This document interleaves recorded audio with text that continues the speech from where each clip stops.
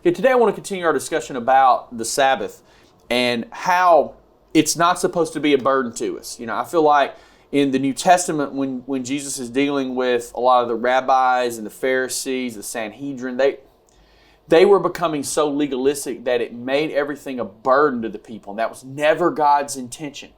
And so what you really get into is that God establishes all the way back in Genesis, because He created the earth in 6 days, and on the seventh day He rested.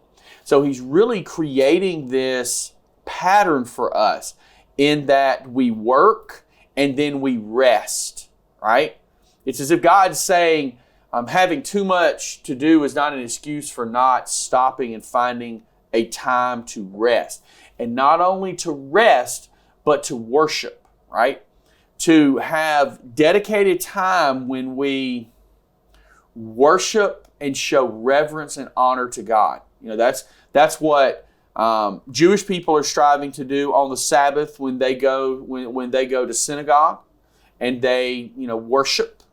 And it's also what Christians are doing under the new covenant when we meet on Sunday and we have a time of worship together, to honor God, to gather together. It's really important in that fact.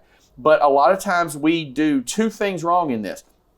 Number one, we don't make the worship of God and focus on Him a priority as part of the Sabbath.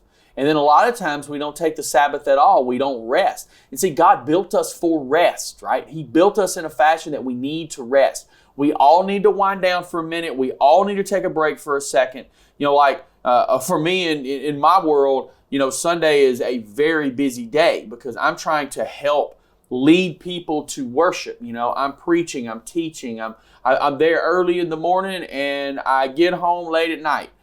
So a lot of times for me, that day of rest is more Saturday or even Friday, where I want to find some time to rest, to enjoy maybe spending some time with my family and to take that moment to just go, whew, okay, take a break.